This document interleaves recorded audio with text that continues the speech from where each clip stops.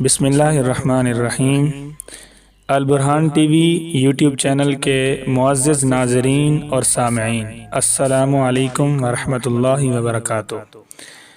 آج کے اس لیکچر میں نے آپ لوگوں کو یہ بتانا ہے کہ انسانی فطرت سے کیا مراد ہے۔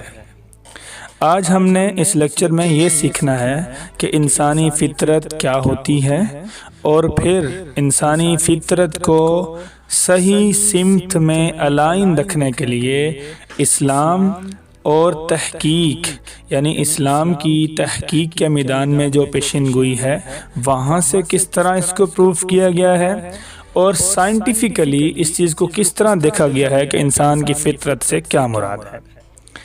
انسان کی فطرت سے مراد یہ ہے کہ اس کی آئیڈینٹی، اس کی مینٹل، فزیکل اور اسپرچول کریکٹرسٹکس کو ہم انسان کی فطرت کہتے ہیں۔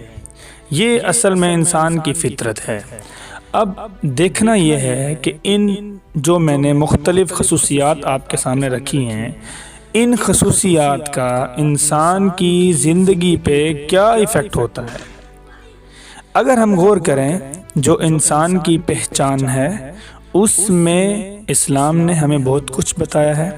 اس طرح انسان کا جو مینٹل لیول ہے اس میں کتنی وسعت رکھی ہوئی ہے، ہم نے کس طرح سوچنا ہے، ہماری تھنکنگ کیا ہونی چاہیے، ہمیں اس بارے میں مکمل رہنمائی اسلام نے دی ہے۔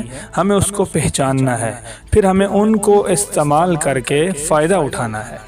اس طرح فزیکل اور اسپرچول خصوصیات جو ہیں انسان کی، یہ اتنی زیادہ بہت اہمیت کی حامل ہیں کہ اگر ہم ان پر توجہ کر لیں تو ہماری زندگی کا بہت سارا حصہ بہتر ہو جائے گا، اور ہمیں روزانہ کی مشکلات بالکل ہماری آسان ہو جائیں گی۔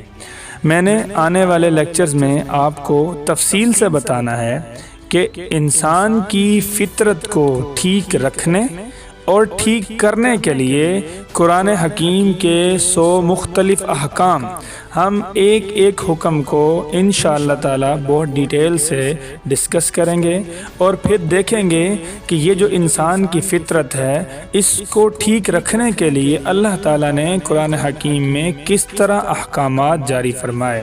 تو میں امید کرتا ہوں کہ آپ کو یہ ہمارا لیکچر پسند آیا ہوگا۔